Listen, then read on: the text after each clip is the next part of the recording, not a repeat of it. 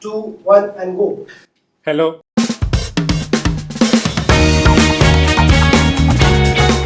And from a very young age, I knew that I didn't want to have a regular job. I knew I wanted to do something to change the world, right? Because I saw so many, unfair circumstances. And I always reflected why some people are born in very good conditions and others in bad ones. And there's no control, there's nothing you can do about it. And sometimes you face challenges your whole life. And it's not something that you have chosen, right? You were born into it. So I always wanted to be working in the humanitarian sector. Hello and welcome to UpClose Personal, Season 3, here at InvokED Studios, where we dive deep into the heart of collective action, leadership, and education equity. I'm your host, Alron. Today, I'm very excited to be speaking with Ms. Khadije, Head of Development and Engagement at Teach For Lebanon. Khadije, welcome to the show. Thank you. Am I pronouncing your name right? Yes, you are. Two things to get us started. Okay. One, what does your name mean? Second, because most of our viewers are Indians who may not be getting context of Lebanon otherwise. Tell us how's life at Lebanon? How it's been for you being there, growing up there as well? I'm assuming. I was actually born in Africa, but I Okay. grew in Lebanon for quite some time. So my name, Khadija. If you need the literal translation in Arabic, it means premature, anything that comes ahead of their time. Oh, Yeah, I know. But again, it's a religious name. It was the wife of the Prophet in Islam. Okay. So it's a very common name in Lebanon, Okay. in the older generation. Lebanon, how is Lebanon doing? I believe, I'm not sure if you're exposed to the context. It's been a year that we've went out of war. Unfortunately, it's crisis after crisis in Lebanon. We're trying. We always say we don't really like the word resilience because it's imposed. No one wants to be resilient unless they face challenges. But it's a reality in Lebanon that we're trying to overcome. But we're very happy people. And I invite you to Lebanon whenever I'm you very want. excited. Hopefully one day.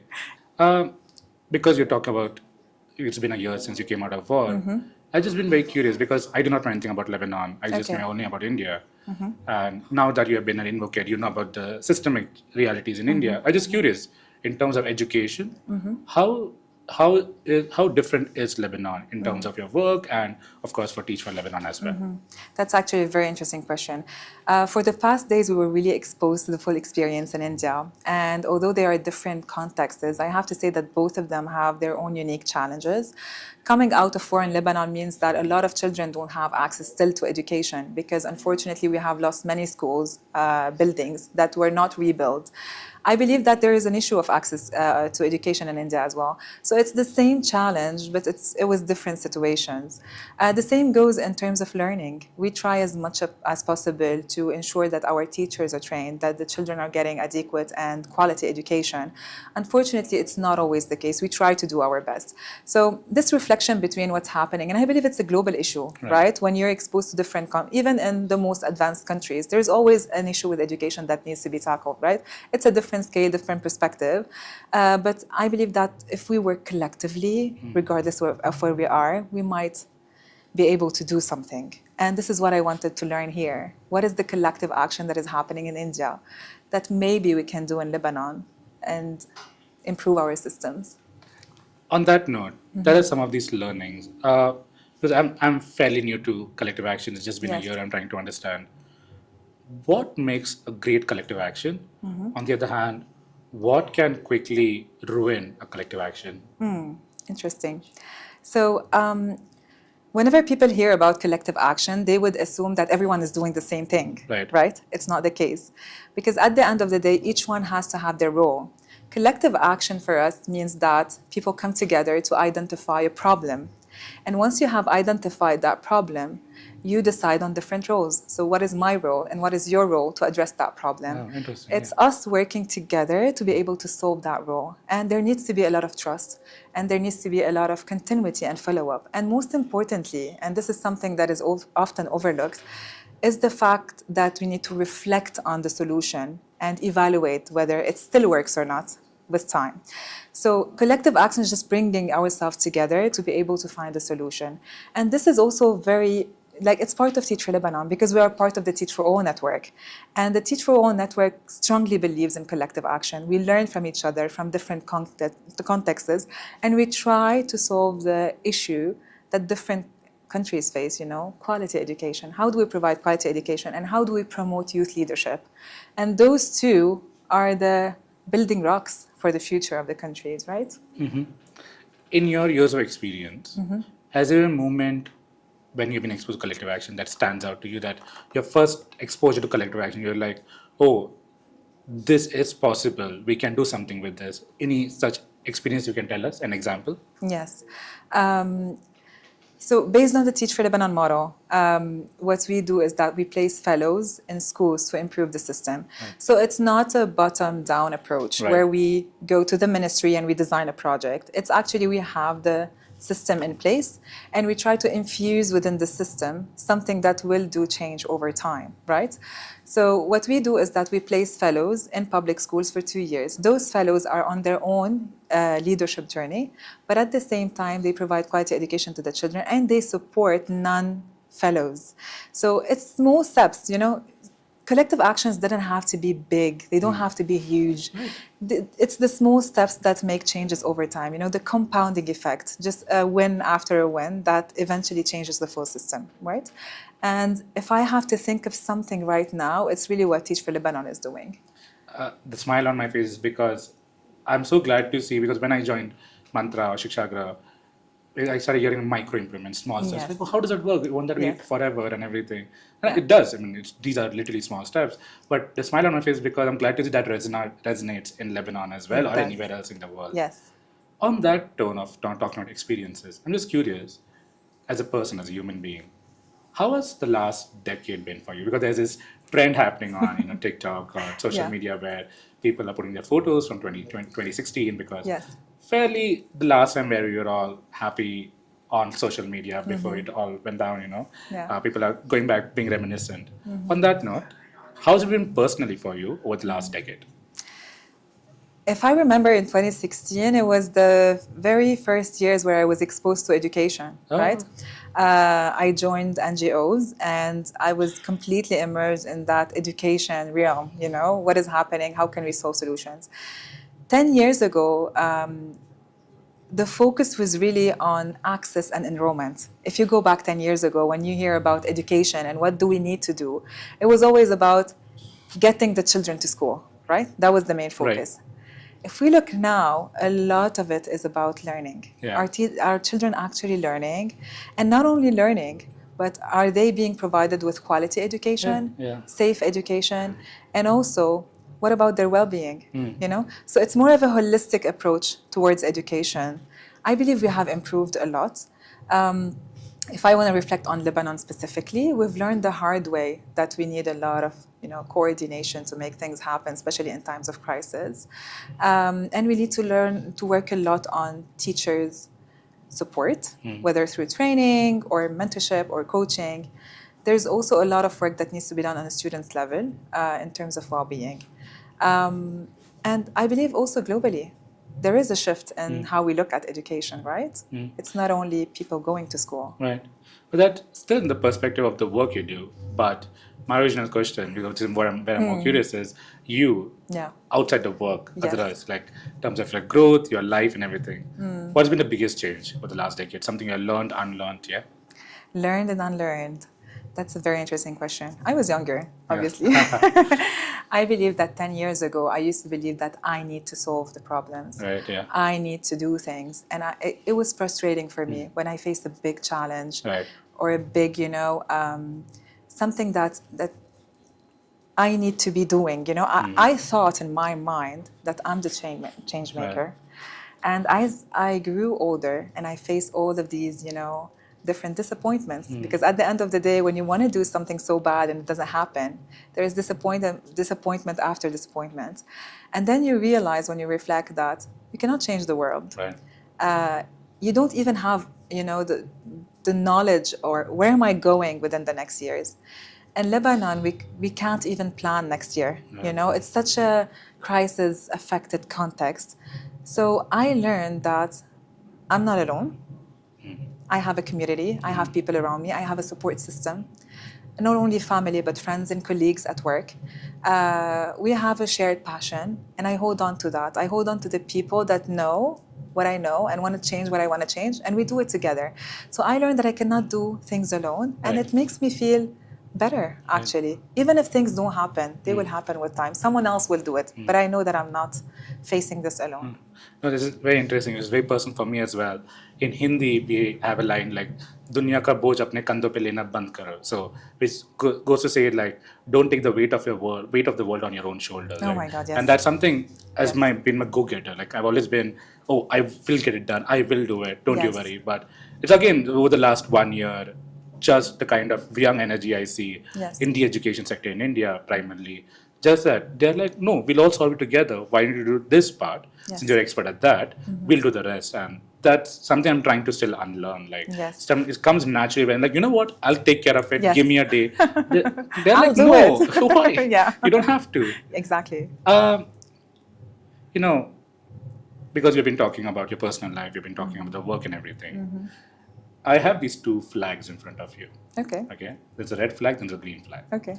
The green flag is straightforward, positive questions, right? Okay. The red flags are more complicated questions that needs, resolving or that needs to be talked about more. Okay. Whichever flag you pick, I'm gonna ask my question basis that. Okay. Let's start with the red one. You get only one chance. One chance. Yeah. The red one. What do you think is going to be the biggest challenge over the next 5 years, 10 years in the context of education in Lebanon? Like, yes, access, quality, and everything is one thing, but other than that, is there something that we are not talking about yet? Wow. I need to reflect on that. The biggest challenge in Lebanon specifically Yeah. for the next 5 and 10 years. Or it can be around the world, but because you have more exposure to Lebanon.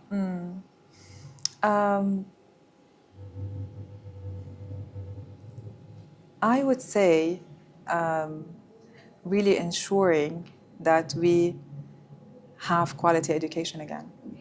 If you look back, long time ago, Lebanon was well known of its education system. It was a solid, strong education system, and everyone was at school, Yeah. right? If you look at the system now, the public schools and private schools as well, there's a lot of dropouts. Unfortunately, dropout was not something common in Lebanon before. Oh. And if we don't do something now, if there is no action now, I can see that in 5 and 10 years, we will have a lost generation, unfortunately. This is what we are all worried about, the lost generation that might come in 5 and 10 years because we have such a high dropout rate now. It is something that is not solved yet. This is why this is something that we fear. We're trying to work collectively towards it. But yes, Oh, fine. That's our biggest- That's the thing we work towards, yeah. You keep the Yeah. flag back, yeah. Just to also build on that, I asked this with the hope that there's a young person, either in Lebanon or in the world, who wants to work in Lebanon, who wants to get into education. Tell me, how did you get into education? What was your motivating factor? What was for you to be like, you know what, everything else goes to side. I want to just work on education. What was your motivation factor there?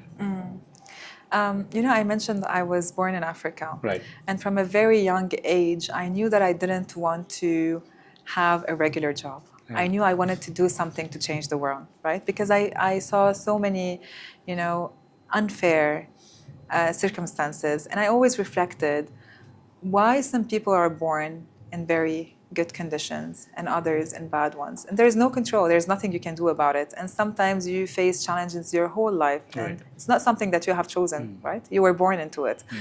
So I always wanted to be working in the humanitarian sector. Okay. I started with water, sanitation, and hygiene, which is a bit far from education. But then just an opportunity came to work on a regional level in education. I was like, let me try. I've never worked in education before. I taught when I was studying, and it was nice. It was nice to see the interaction with the children and changing the lives, but on a small scale, changing an individual's life. And I tried it, and I never looked back.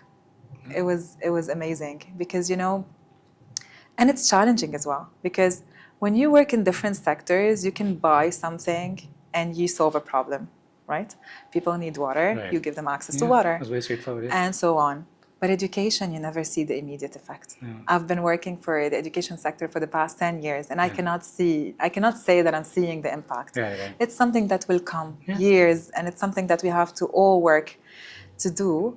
But I know, in a way or another, I'm doing something good, right? Yeah, yeah. And this is the whole purpose. Yeah. Like, what are we doing here? What's the purpose of us being here in this world? And what do we want to do? Yeah, I think it's best summarized as patient impact. If Yes. we need to be patient, we'll get there one day. That's the hope we drive on. True. It's also very interesting because for me that was my gateway into education as well when I joined, because again I never thought I'd be working in education because I had a very naive approach. It's like, will it ever get solved? I don't know anything about it and everything. And a month into my work at Mantra, I went to Bihar because we have a state level project-based learning festival over there, which happens once a year. And I went and I was speaking to parents, teachers, students, and whole different exposure about how the quality of education for them, the learning has been different between the last 2-3 years and now. It's been the same for me because I was never thought of working in education. And when I joined Mantra, it was in the first month I went to Bihar.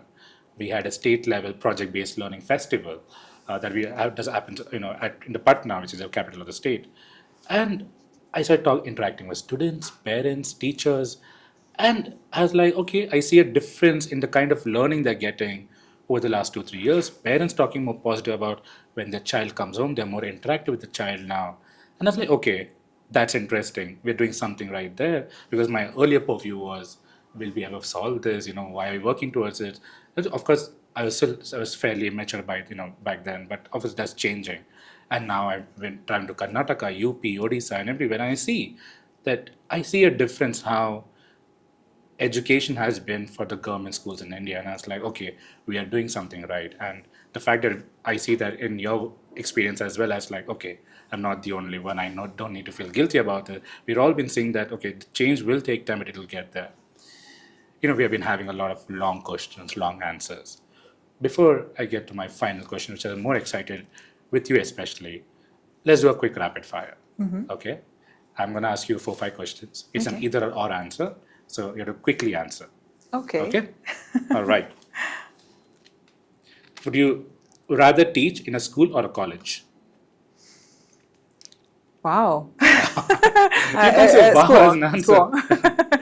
Would you rather work on policy or on the ground? Policy. Would you rather lead a small team or a large organization? Large organization. Would you rather have funding security or creative freedom? Funding security. Oh, that's interesting. I'm going to ask you more on that later.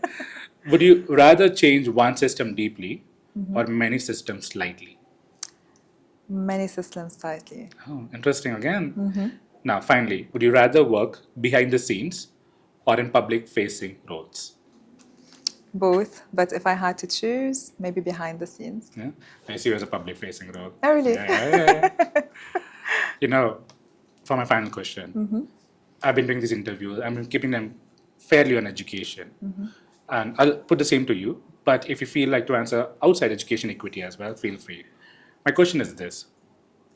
If a genie were to come to you, right, and says, hey, you have 3 wishes, 3 wishes that will guarantee education equity in Lebanon, or in the world for that matter, in the world, what are the 3 wishes you're going to ask?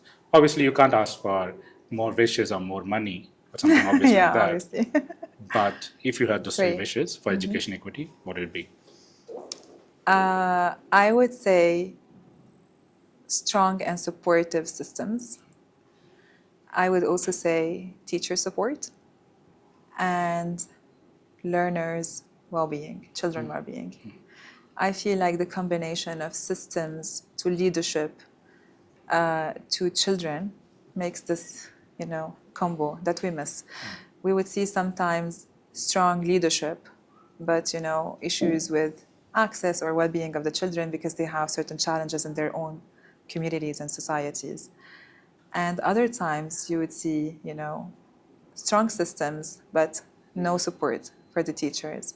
So it's always, if we have this holistic approach towards education, we might get to education equity one day. Khadija, if I had more time, honestly, I'd be asking you so many questions. You're such an interesting person. Thank The you. work you do, the place you're from is so interesting. Unfortunately, I don't have that luxury, but I will catch hold of you after this and we'll be speaking more. But thank you so much for your time. I had a lovely time been speaking with you over the last 2-3 days.